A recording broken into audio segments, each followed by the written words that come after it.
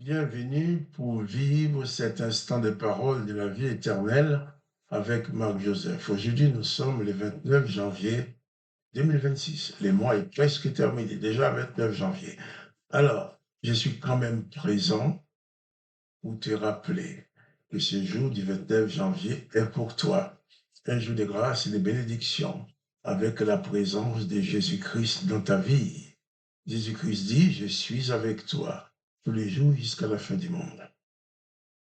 Il n'a pas dit qu'il est avec toi quand tout va bien ou quand tout va mal, mais il a dit tous les jours, quelles que soient les circonstances.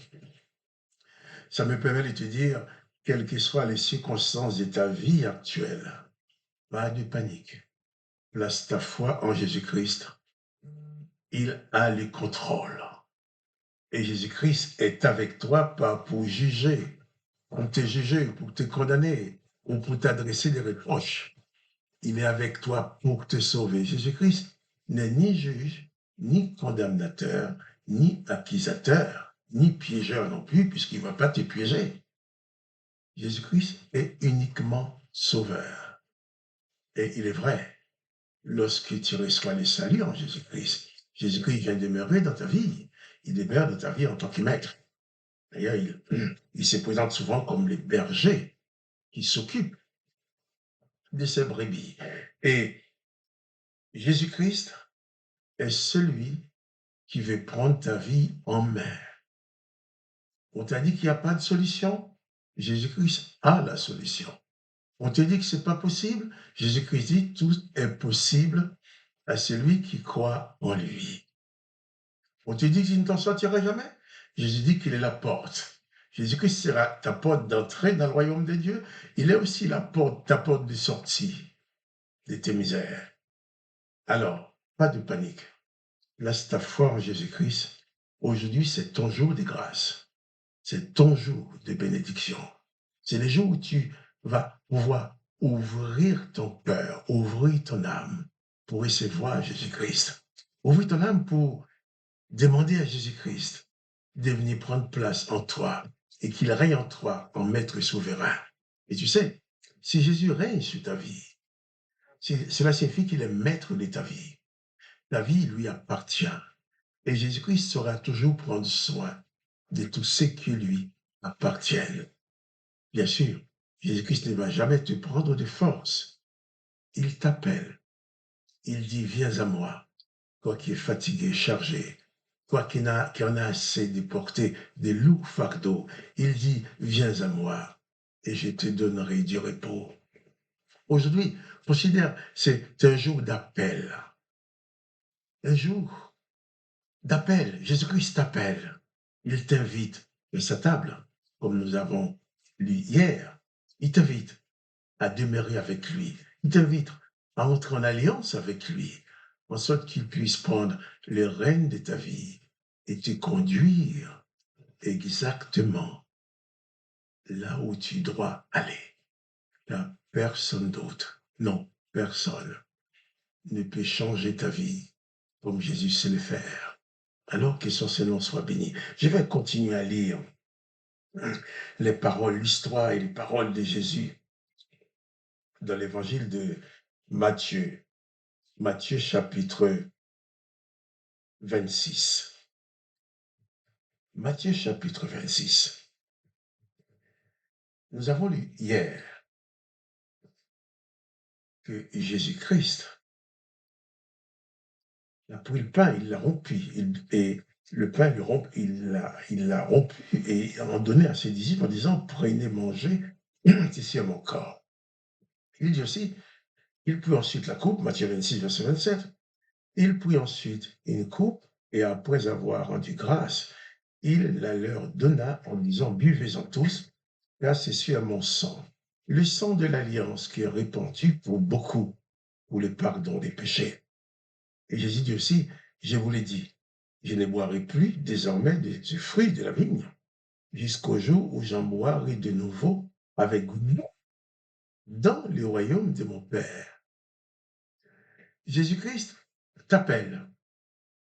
Il veut que tu l'invites chez toi. Jésus-Christ veut venir vivre dans ton cœur, dans ta vie. Mais il faut que tu l'invites. Lui, il est prêt. Mais lui, il te donne déjà l'invitation en disant qu'il ne boirait plus jamais du fruit de la vigne avant qu'il les boive avec toi dans le royaume du Père. Ça veut dire que Jésus-Christ prévoit pour toi une réception. Il prévoit de te recevoir dans le royaume du Père. Le but de Jésus-Christ, ce n'est pas de condamner même ceux qui lui ont fait du mal, mais c'est de les sauver. Je vais continuer la lecture. Matthieu 26, verset 30. Après avoir chanté des cantiques, après avoir mangé, j'ai chanté des cantiques, ils se rendirent à la montagne des Oliviers. Alors, Jésus, Jésus leur dit, je serai pour vous tous cette nuit une occasion de chute, car il est écrit, je frapperai les bergers, et les brebis du troupeau seront dispersées. Mais après que je serai ressuscité, je vous précéderai en Galilée. Jésus donne des précisions. Comme j'aime bien préciser que Jésus n'a pas été pris de force. Il s'est laissé assassiner. Il s'est laissé arrêter. Il s'est laissé torturer. Il s'est laissé clouer sur la croix. Et en mourant sur cette croix, il a pu dire, Père, pardonne. Il a accordé le pardon. C'est la base même de la venue de Jésus-Christ sur la terre. Accorder le pardon à ceux qui veulent croire en lui et les enseigner aussi à pardonner. C'est quoi, c'est hier ou avant-hier, j'avais dit que celui qui refuse de pardonner à quelqu'un refuse aussi de recevoir le pardon.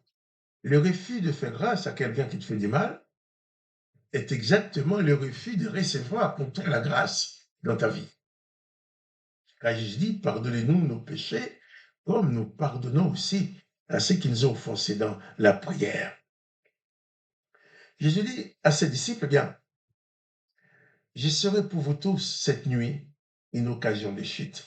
Jésus savait ce qui allait lui arriver. Il prévoit ses disciples. Quand il est écrit, dit-il, il a cité ce passage, j'ai frapperai le berger et les brebis du troupeau seront dispersées. Jésus savait que ses disciples allaient être choqués par ce qui va arriver. Il savait bien que certains de ses disciples allaient perdre pied, tel que Pierre qui va sortir son épée pour couper une oreille. Ou même c'est même Pierre qui va régner Jésus par peur d'être traité comme lui. Jésus dit que les choses vont arriver. S'il peut te dire ce qui peut arriver, c'est qu'il maîtrise la situation. C'est pour dire, tout ce qui peut arriver dans ta vie, Jésus sait que ça va arriver. Quelqu'un m'a dit, oui, mais s'il sait que ça va arriver, pourquoi il m'a laissé entrer dans cette situation pour souffrir? Jésus n'a pas dit qu'il n'y aura pas de souffrance sur la terre. Mais il a dit, il n'y aura plus de souffrance que nous serons dans le royaume du Père avec lui. Mais dans nos souffrances terrestres, Jésus-Christ est présent et il se propose de nous en délivrer. Il se propose de nous donner, de nous soulager de tout ça. Viens à Jésus. Je ne te dis pas de venir à Jésus pour ne plus avoir de problème, mais viens à Jésus. Ça va te permettre, venir à Jésus va te permettre d'avoir dans ta vie quelqu'un qui est au-dessus de tous les éléments, quelqu'un à qui tout pouvoir a été donné, quelqu'un à qui tu peux t'adresser à n'importe quel moment, qui est toujours disponible, quelqu'un qui va agir dans ta vie toujours, dans les dimensions de sa grâce et de sa compassion, quelqu'un qui veut pas venir te condamner, te juger, mais qui t'apportera plutôt paix, joie et consolation dans toutes les circonstances. Nous allons continuer cette lecture demain matin. Nous n'allons pas aller vite, il y a des choses assez importantes là-dedans. Mais sache seulement, Jésus sait, comme Jésus savait pour lui ce qui allait lui arriver, il sait pour toi ce qui va arriver aussi. Et s'il sait ce qui va arriver pour toi, sache qu'il a préparé pour toi les moyens de t'en sortir. Confie-toi en Jésus-Christ et tu ne couleras jamais. Confie-toi en Jésus-Christ et ta victoire est assurée. De toutes les façons, Jésus aura toujours une porte de sortie pour toi. N'oublie pas, quelle que soit ta situation, Invite Jésus à prendre place dans ta vie. Laisse à Jésus-Christ la direction de ta vie. Et tu verras, il te conduira à bon port. Que le nom de Jésus-Christ soit béni, que toi tu sois béni. Et quant à moi, Marc-Joseph, je te dis à demain pour les paroles de la vie éternelle.